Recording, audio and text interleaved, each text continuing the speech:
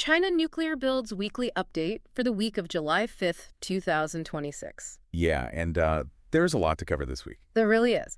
Welcome, to this deep dive. Today, our mission is to unpack a really fascinating institutional research briefing.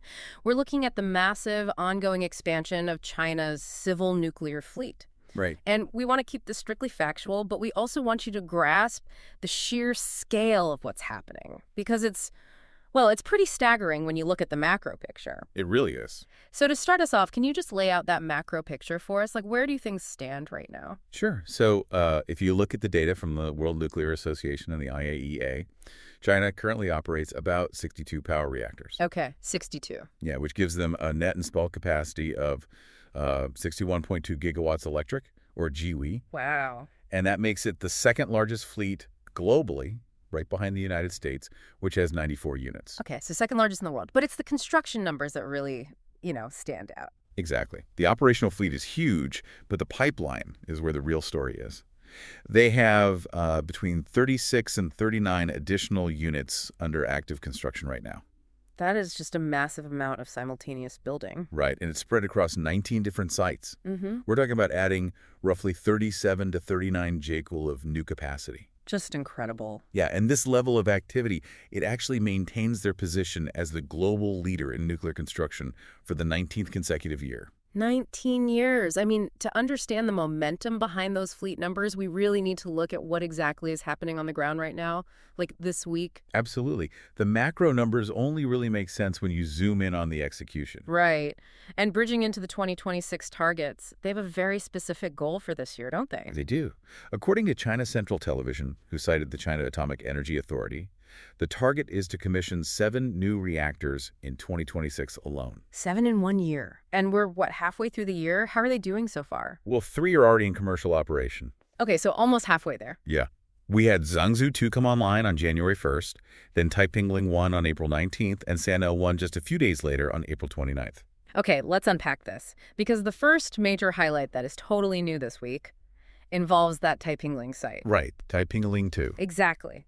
So it achieved first criticality on June 25th and then got connected to the grid in early July. It's sort of like an engine, right? Transitioning flawlessly from that first successful spark directly into powering the transmission. That's a really good analogy, actually. Thanks. But so what happens next for this specific unit? It's an HPR 1000 in the Greater Bay Area, right? Yeah, it's a Hualong One reactor. And you're right about the rapid progression. Both Bastille Post and World Nuclear News reported on this. Okay. But even though it's connected to the grid, it's not fully commercial yet. Right now, it's undergoing rigorous performance verification. Ah, so like testing it under load. Exactly. They have to verify everything before commercial operation, which is expected in the second half of 2026. Got it. Okay, so pivoting to the second weekly highlight, and this is the one that really caught my eye, the installation of the CB20 module at Hualong 4. Oh, yeah. The CAP 1000 reactor. All right. So tell us about this CB20 module. What actually is it? Well, according to the State Power Investment Corporation, or SPIC, the CB20 is a massive containment water tank. A water tank on top of the reactor. Yes.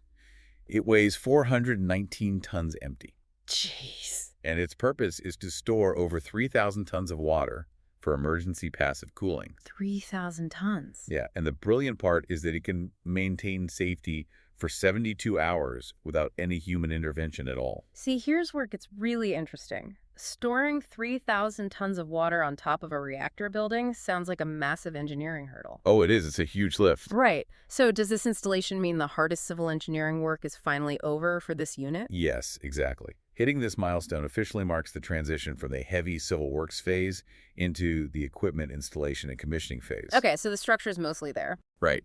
And this actually mirrors the exact same milestone that Unit 3 hit back in August of 2025. Okay, so that transition at Hualong really highlights something else from the briefing.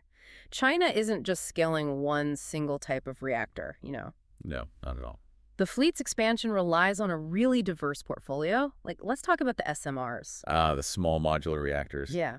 The Hualong One, which is an ACP-100 down at the Chongjiang site in Henan, it's only 125 milliroy away, and it's currently in pre-commissioning tests. Right. And the Linglong one is super important because if it hits its target for grid connection before the end of this year, it will become the world's first commercial land-based SMR to enter service. The world's first. Yeah, it's a huge milestone for advanced technologies globally. And then, on the completely other end of the spectrum, you have fast reactors. Right, the CFR 600. Yeah, at the Xiapu site. Yeah. So what does this all mean? We are seeing SMRs and fast reactors being built right alongside traditional gigawatt-scale plants. Well, it really reflects a strategy of full-spectrum technological dominance. So at Xiapu, Unit 1 began its low-power tests back in 2023, and Unit 2 is slated for startup as early as 2026. Okay.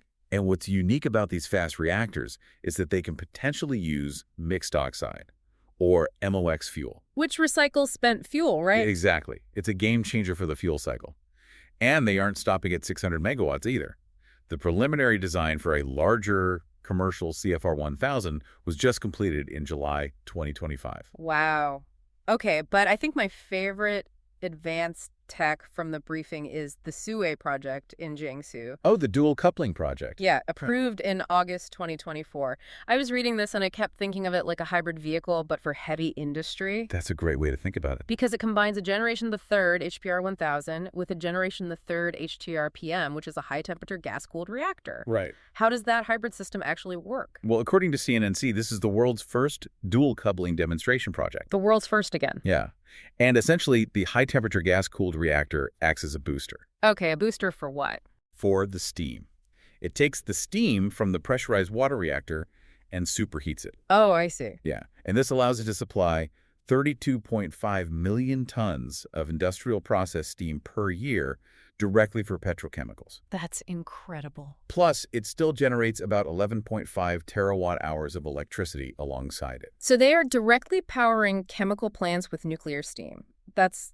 Designing all this diverse tech is one thing, right? Sure. But physically building all of them at the same time is a completely different challenge, which brings us to the sheer industrial capacity that's currently mobilized. Yeah, the scale is just, it's hard to wrap your head around. Well, the briefing pulled a staggering metric from the South China Morning Post. Right, the 50 reactors metric. Yeah. Chinese nuclear industry leadership stated the sector is now capable of simultaneously constructing 50 reactors at a time. 50! It's an unprecedented level of concurrent building. To put that in perspective, let's just walk through some of the active construction milestones at a few major sites based on NUCNet and World Nuclear News. Let's do it. Okay, so down at Lianjiang 1, a CAP 1000, they just had a 1,000 metric ton outer dome installed in June 2026. A massive piece of engineering. Right. Then over at Sanmen 3, they completed primary circuit hydrostatic cold tests and containment integrity tests earlier in 2026. Crucial safety verifications. Yeah.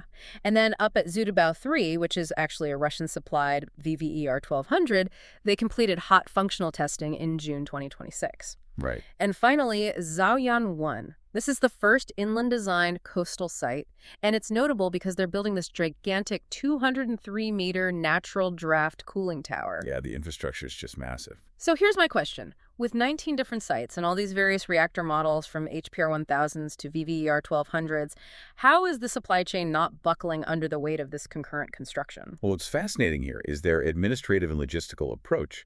They use a highly standardized project management system. Okay. But more importantly, they use batch approvals. Batch approvals, like approving multiple reactors at once. Exactly. For example, in April 2025, the State Council did a batch approval of 10 reactors all at once. Wow. Yeah, and because they do this, suppliers have total visibility.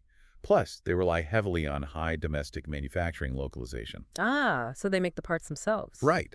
By producing it locally, they completely bypass the foreign supply chain bottlenecks that slow down projects in other parts of the world. That makes total sense. Now, the ability to execute at this massive scale today, that has to be directly tied to long-term policy mandates, right? Oh, absolutely. Can you connect these current construction metrics to the bigger picture for us, like the 15th five-year plan? Yeah, so China's 15th five-year plan covers 2026 to 2030, and it was officially approved in March 2026. Okay. So it's a really firm target. 110 GWA of nuclear capacity by 2030. 110 GWE. Right. And the longer-term goal is 150 GWA by 2035. Which really explains the relentless pace of those administrative green lights. I mean, that April 2025 approval of 10 new reactors you mentioned. Yeah. That was the fourth consecutive year of 10-plus approvals. It's a very steady rhythm. Yeah, bringing the cumulative approvals from 2019 to 2024 to 46 reactors plus another 10 in 2025. Right. And if we connect this to the bigger picture, globally speaking, Yeah. at the Nuclear Energy Summit in Paris in March 2026, China joined 37 other nations in signing the declaration to triple nuclear energy by 2050. Wow, okay. So they are directly aligning this massive domestic industrial scale with their international climate and energy commitments. It's a huge undertaking. Well, to wrap up this deep dive, the intense pace of the Chinese nuclear sector is just undeniable. Absolutely. From this week's grid connection at Taipingling-2 to that massive module installation at Hualong 4 to the diverse deployment of SMRs and hybrid reactors, everything is working toward that 110 GW goal by 2030. It's a very focused industrial machine. It really is. So before we sign off, I'd love for you to leave the listener with one final provocative thing to think about. Okay, well, think about that Zhuwei hybrid plant we discussed. The one making steam for petrochemicals? Exactly. If projects like Zhuwei successfully decouple heavy, energy-intensive sectors like steel and petrochemicals from fossil fuels using high-temperature nuclear steam, Yeah. then the next global energy race won't just be about exporting electricity. What will it be about? It will be a geopolitical race to export entire nuclear-powered industrial ecosystems to developing nations. Wow. Exporting entire nuclear-powered industrial ecosystems. That is definitely something to mull over. Thank you to you, our listener, for joining us on this deep dive. Keep exploring.